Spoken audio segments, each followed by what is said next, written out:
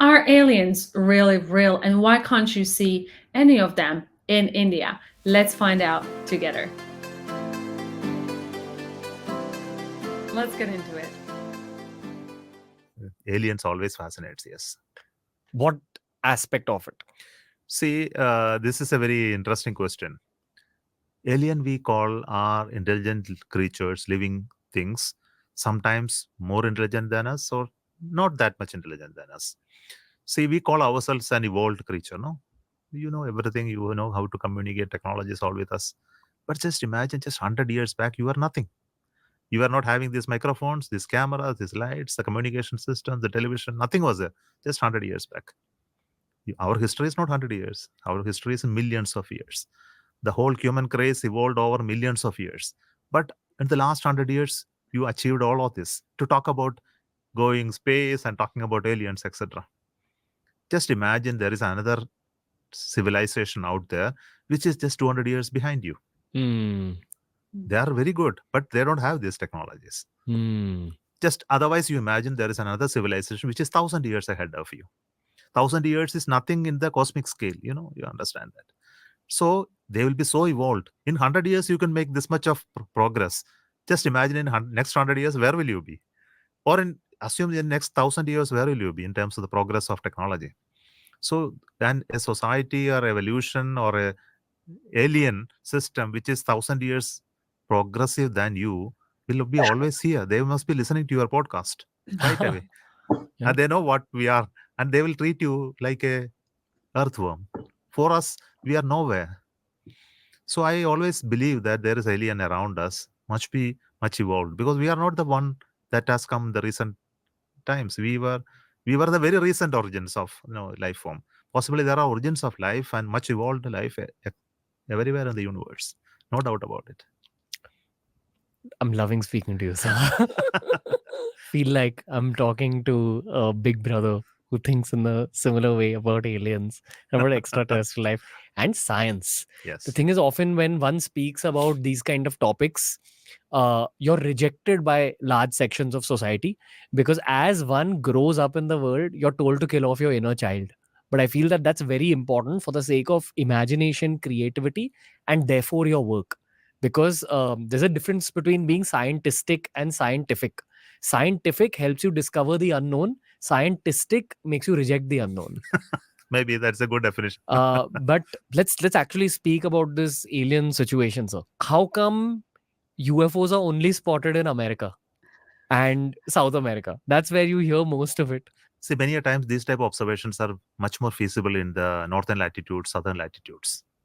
See, equatorial region are always cloudy. If you look at Africa, India, or the South Asian, all those nations are in the equator. The Northern European and American are in the northern latitudes. And on the southern latitude, you don't have any nation other than Australia.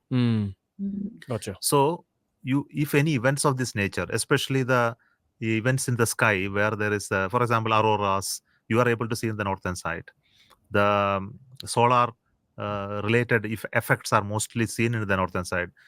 Even the cyclones and other activities are more on the other sides, not on the equator. Equator has a different climatic conditions, and mostly it is covered. The sky is mostly dark, not blue. If you go to US, you will see the sky to be more bluer than in India. It's not due to pollution alone. It's due to various the content of water vapor in there and many things. So this is scientific. Right. Now there is non-scientific reason. Americans have a nature to detect so many things all around and make a story out of it. And many of the UFO stories are mostly fabricated stories, not the real stories. Many of them are. Yeah, But some of them might be true. Maybe true, because I can't comment on it because I have not seen it yet. But do you think our planet is visited by extraterrestrials? Absolutely, no doubt about it. In my conscience says I don't have a proof. You're the chairperson of ISRO, sir. Yeah, I'm telling you, it comes from out of my earlier statement that there are aliens out in the universe. Aliens means living systems are there, cultures are there in other part of this universe. Then they would have definitely visited us if they are ahead in technology than us.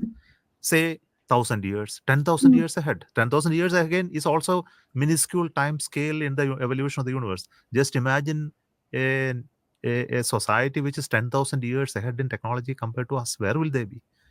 They will be frequently coming and going out of Earth without ever we knowing it. It's the equivalent of us keeping lions in a zoo, Yeah, right? We are yeah, the lions in the zoo for them. precisely. Like our Yes, planet is the zoo. precisely. Yes. Do you think that they would be benevolent or malevolent? In either way, I will be happy never to be in touch with them. I will tell you why. Really? Yes, there is a reason. See, the biology is such that we are evolved out of a common biology that connects every living creature on the surface of Earth, whether it is plant, whether it is bacteria, whether it is fish or animal, and we are one and the same. You look at the genomics, you will understand this one and the same. There is no nature which is a protein which is different in nature on the surface of Earth. Everything evolved out of single possible life form. So we are all connected in some manner. But suppose something that evolved in another planet would have been synthesized in an entirely different manner.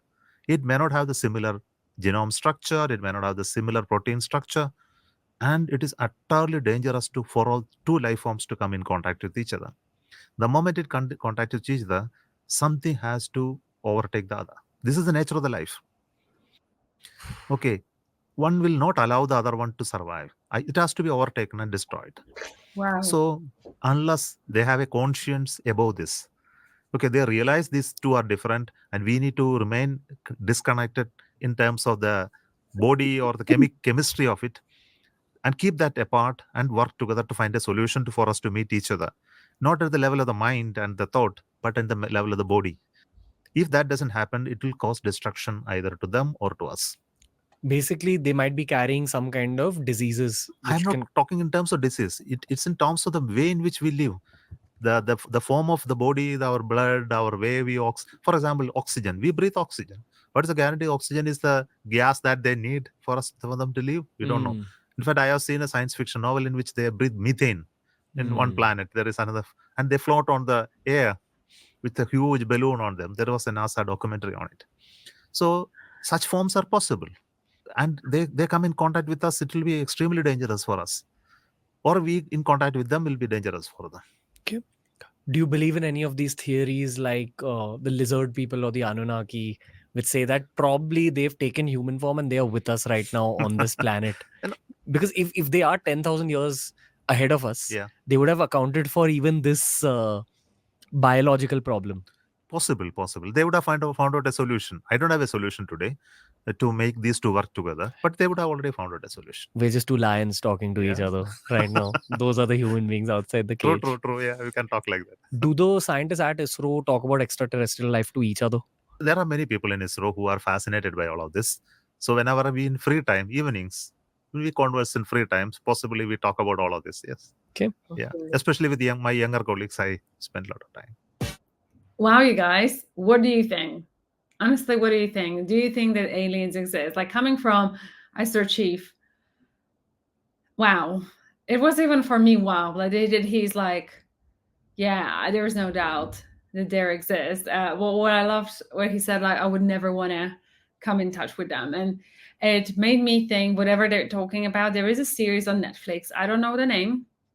Any of you that know what I'm talking about, please, link it in the comments and mention that there is a TV show, which is about alien.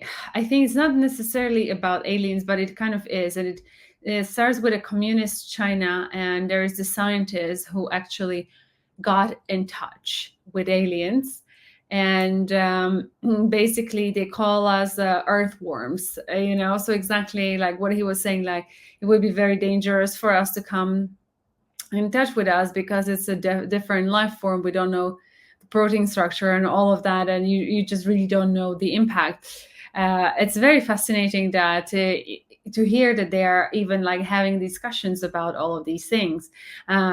It looks like it from this brief conversation, but that TV show just shows that there was this lady who basically China was doing something, and she was like a political prisoner, and she was a very smart scientist, and then she kind of thought of a way how to get in touch with the aliens, and then she didn't resist and brought them over, created a secret society around them, and then it just went around killing people. And those guys are just needing to come to exploit the planet.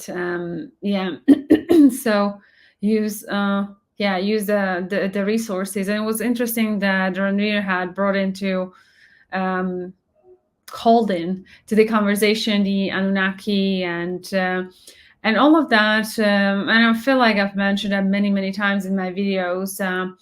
A lot of it I come to learn about from Matthias Di Stefano, who has this series on Gaia TV, which I feel like on YouTube now it's available, and he explains like how the universe has been built and that we are not perhaps native, or like we are native, but we are kind of hybrids from other extraterrestrial beings. And one of them would be Anunnaki. And sometimes when I'm when you think about let's say even Ramayana, and like those superhumans over there and the gods, and then you have this same in kind of the Greek mythology that the gods had intercourse with the humans and created these other like superpower beings. And who knows, maybe it's true, maybe it's not, we will never know, but these theories are out there. They're nonetheless very interesting and fascinating. And like even in Hinduism you would have the multiverse theory, excuse me. You'd have multiverse theory where you believe that there are different gods governing it, but I guess in the universe you have many malevolent and benevolent beings, and the question is like which gods the humanity has been praying to, because it has since the beginning of the day. And sometimes I feel like but it's just my interpretation, you take it, leave it, that the Bible's New Testament, it came to abolish that world of there are people are praying to quote unquote false gods instead of going directly to source. That's just my take on it, knowing what I know. Totally can be totally wrong, but in my head that would make sense. You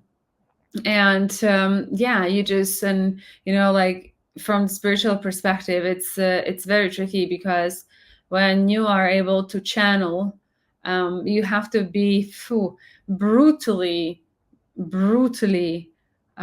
clear on who you are, let's say, connecting with, because I've heard many stories about psychic battles and people channeling false lies. They're being psychically attacked, and some psychics or people that are able to see or channel that I would have watched in my past is stated that you almost have to go through all these maybe negative experiences in order to get to the truth, quote unquote. But we don't know, right? Like even though I do believe that the other world is more real than this world, it is just, I don't know, it's very experiential, and it looks like you can be manipulated by it if you don't know your way around it very easily. So it's a very tricky subject, but it's nonetheless very fascinating. And it's interesting to hear from the guy himself that he actually has no doubt that these things do exist. And I loved his explanation about why these sightings are only in the other part of the world. And because I always love that, whenever you have the end of the world movies, it always happens in the US. And I'm like, okay, let them happen in the US. So yeah, very fascinating. I wonder what you guys thought. Please do let me know in the comments below. And with that being said, thank you so much for watching this video with me. If you did enjoy it, please give a thumbs up, share, like, and subscribe to this channel. And I will see you next one. Until then, please do take care. I'm sending lots of love. Bye-bye.